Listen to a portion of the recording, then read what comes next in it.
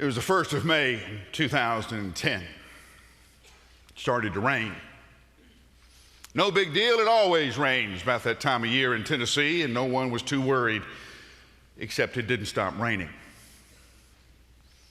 4 hours, 6 hours, 12 hours, and it still hadn't stopped raining.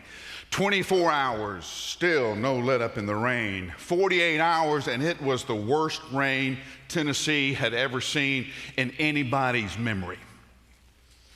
In some places, we measured 13 inches of rain in a 24-hour period. Some other places got as much as 19 and 20 inches of rain. And all of that water had no place to go. The Cumberland and all of its tributaries, including the Little Harpeth, which for a few weeks wasn't all that little, began to overflow its banks and creep up into places it had never been. Downtown was flooded to Fifth Avenue. Cars floated away. Everybody remembers the TV news showing the shot of the trailer floating down I-24. Some of you are still trying to deal with the aftermath of the flood of 2010. You know, all the experts and engineers had to get together after the flood of 2010 and redraw the lines. And they began to argue about whether it was just a flood of 1,000 years, 500 years, 100 years. And the reason that makes a difference is because your insurance agent reads those maps. And some of us got a nasty surprise. You're in a flood zone. Wasn't in a flood zone in April, no, but May, you're in a flood zone. Those kind of storms rearrange geography, don't they? They rearrange your thinking. You don't ever forget where you were when the rain started in 2010. You don't ever forget a storm like that. So was it a storm of 500 years, 10,000 years, 1,000 years? How often does this storm going to happen? Does it really matter? A storm like that only has to happen once. It only has to happen once for you and me to be forever different. And so we come to the end of our series on the Sermon on the Mount. We have heard these great teachings of Jesus, and Jesus leaves us with one final warning. And here it is. Storm's coming. One final warning. Storm's coming. So he says in verses 24 through 29 in the 7th chapter of Matthew. Stand with me in honor of God's words. Follow along as I read them. Therefore, everyone who hears these words of mine and acts on them will be like a sensible man who built his house on the rock. The rain fell, the rivers rose, and the winds blew and pounded the house, yet it didn't collapse because the foundation was on the rock. But everyone who hears these words of mine and doesn't act on them will be like the foolish man who built his house on the sand. And the rain fell, and the rivers rose, and the house beat, and the winds blew and pounded that house, and it collapsed, and its collapse was great. And when Jesus had finished this sermon, the crowds were astonished at his teaching, because he was teaching them like one who had authority and not one of their scribes. And as Jesus finished the sermon, the people were beside themselves at his teaching, because he taught them as one who had authority. This is God's word for God's people. Hear it, believe it, and live. Let's pray together.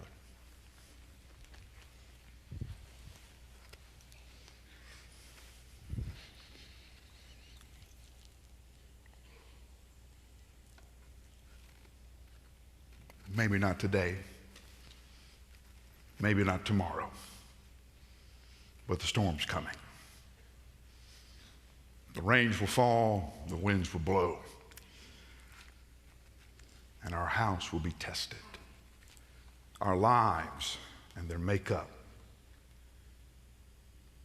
will be challenged. I pray, Father, that now we're making the decision. Son, on the day the storm comes, our house will stand solid on the rock that you are. And we pray this in your name. Amen. Therefore, it's a common word in the New Testament. You see it a lot. Paul uses it a great deal. Most of Paul's letters have a very simple outline. He will begin with some theological issue, some question that the church has asked him, and he will give the theological breakdown. Then somewhere in the middle of the book, there'll be a therefore. Therefore, because of what I've just taught to you, what I've just told you, what I've just explained to you, now therefore, here's what you are to do with it. Here's how you are to live with the implications of the teachings and the truth that I have taught you. Jesus now comes to the end of the Sermon on the Mount, and he brings us to a therefore. Therefore, because of what you have heard me teach, now there are some implications to what you have to do. There are some consequences to obedience, consequences to disobedience. Now that you have learned the truth I have brought you, what difference is it going to make? And here's why the answer to that question is important. Storm's coming. Now, this is not one of those sermons that tells you, hey, if you believe in Jesus, it will never rain on your parade. No, storm's coming. Comes to everybody. What is it that we say? It rains on the just and the unjust. Storms blow in everybody's life. And as I remind you all the time, you're in one of three places. You're in the storm, just coming out of a storm, or about to get into one. That's the rule of our lives. Storm is going to come. Here's the other rule of our life. Once the storm comes, it's too late to get ready. You have to be ready. Once the storm comes, it's too late to get ready. You have to be ready. So now Jesus looks at all of those people who have been listening to him and says, therefore, when the storm comes, the decision you're making right now regarding my teachings will determine whether or not your house, your life survives.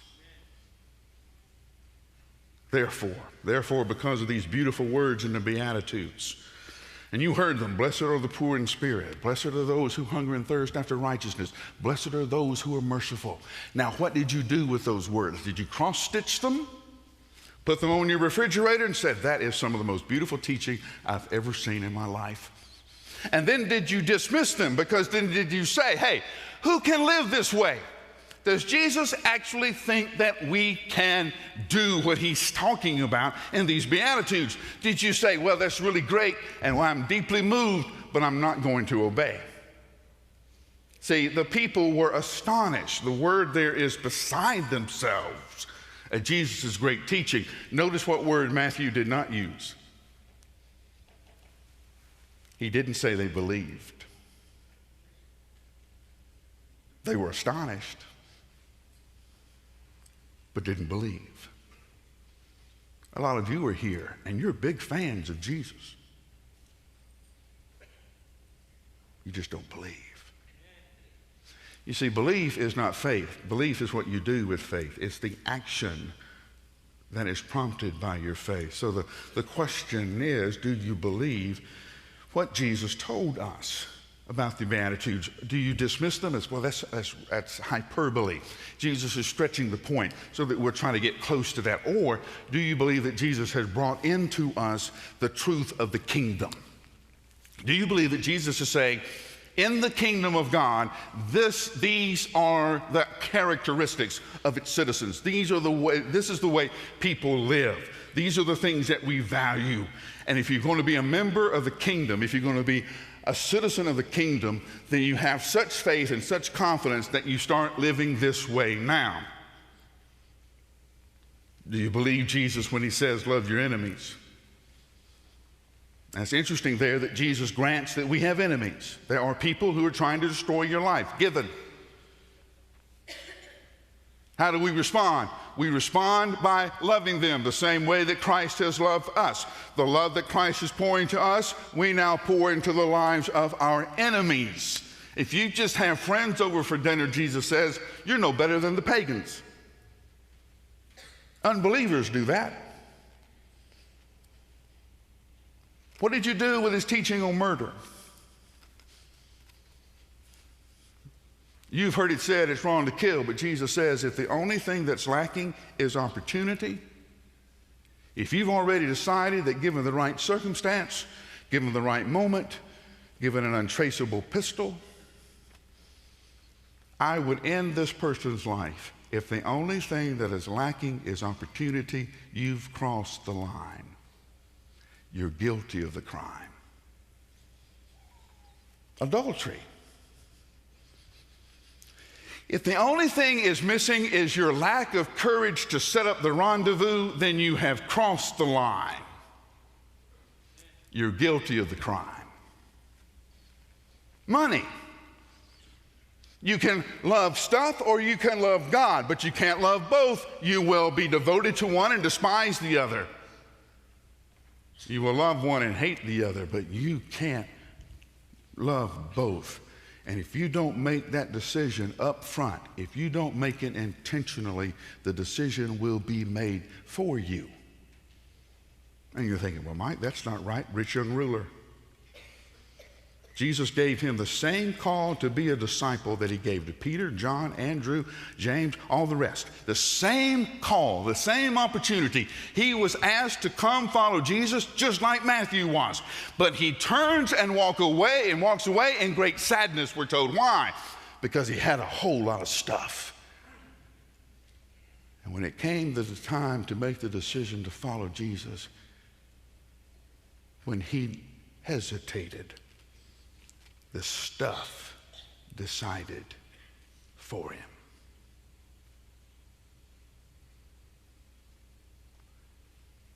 So it brings us to an interesting question, doesn't it? Is Jesus telling us the truth?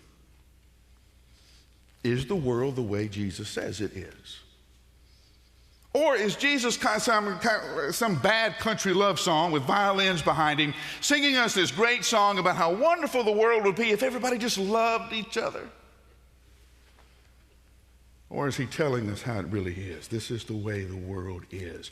This is the way it works. Is he telling us the truth? When someone slaps you on one cheek, is the truth you turn the other cheek? That's a great saying, isn't it? Beautiful. Until you get slapped. Then it's hard. And in that moment is Jesus telling us the truth.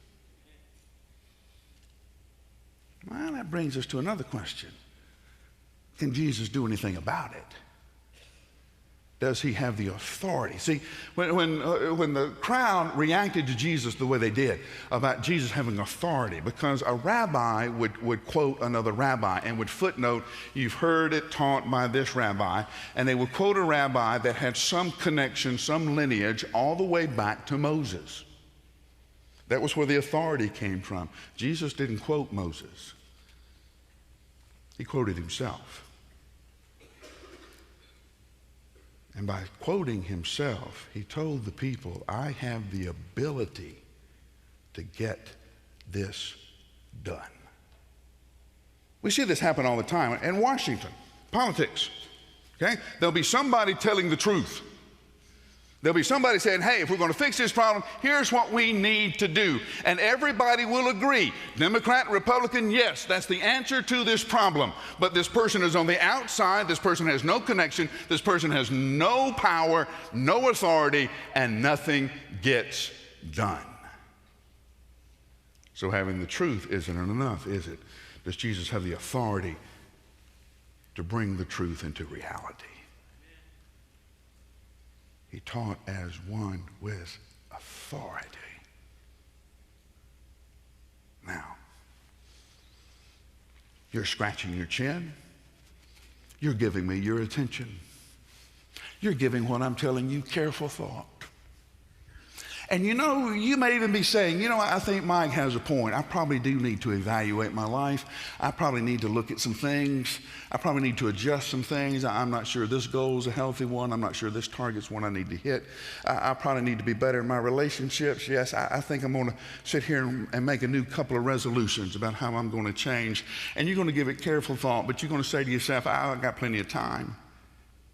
But let me remind you, it wasn't raining when Noah started building the ark. And when the rain starts, it'll be too late to get ready.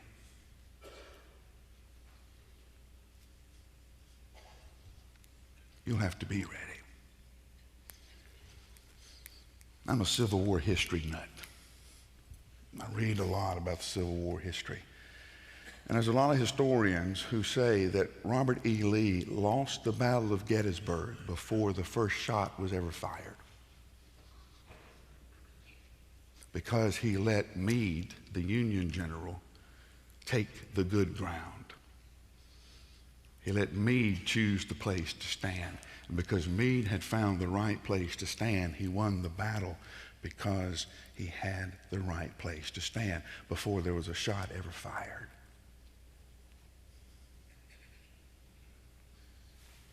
So that's where we are. Choosing that place that will stand. Because storm's coming. Sooner or later.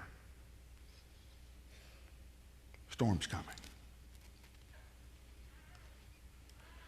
You know, there's something interesting when you prepare a sermon like this, and I know I'm going to get to the point where I ask you what you believe and where you have built your life, because it takes me back to the decisions that I have made and why I'm here and what I do. And it brought me back to being a 7-year-old little boy in a little church in Huntsville, Alabama called Huntsville Park Baptist Church, and talking to my parents about wanting to be a Christian.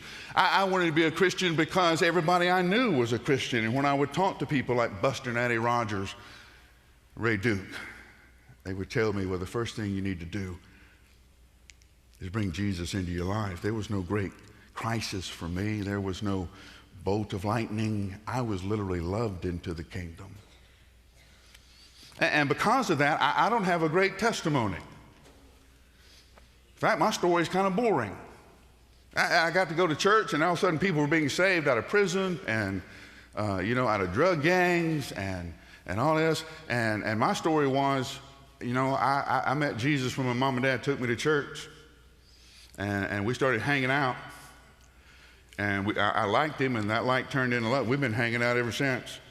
That's not a real exciting testimony, but that's mine. And then the storms came.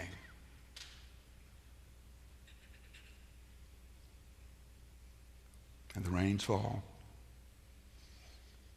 And the rivers rise. And the winds blow. And the only thing that is left is Jesus.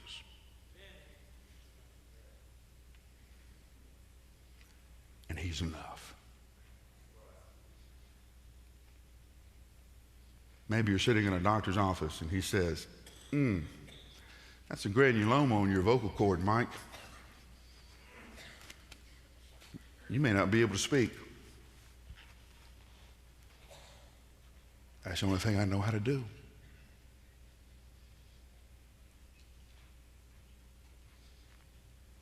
So you write in your journal, Dear Jesus, if I cannot preach for you, what will I do?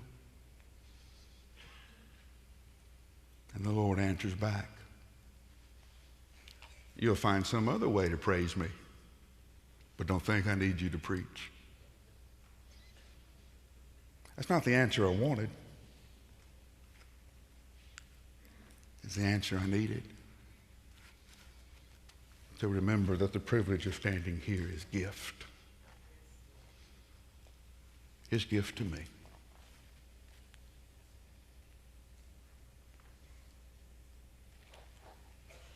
Maybe you're sitting in the doctor's office and he says, "We got the test back, Mike. There's a problem. We need to have surgery." And he says the word cancer. And when Jeannie, my wife, would say, "Didn't you remember what the doctor said?" "No, I don't remember that at all." "Well, what exactly did you hear him say?" "I heard him tell me I had cancer." "Mike, we were there for an hour. That was in the first 5 minutes." "Yeah, I know. I didn't hear anything else." I wish I could tell you I was brave. I folded like a cheap card table.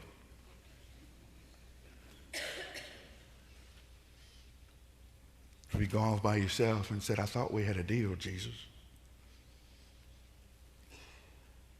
I love all these Baptists, and you keep this bad stuff away from me. I thought was our deal."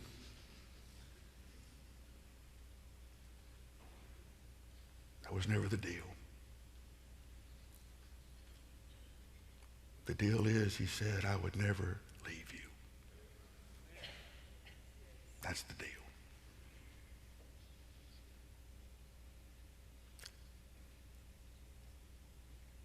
And Jesus was all that was left.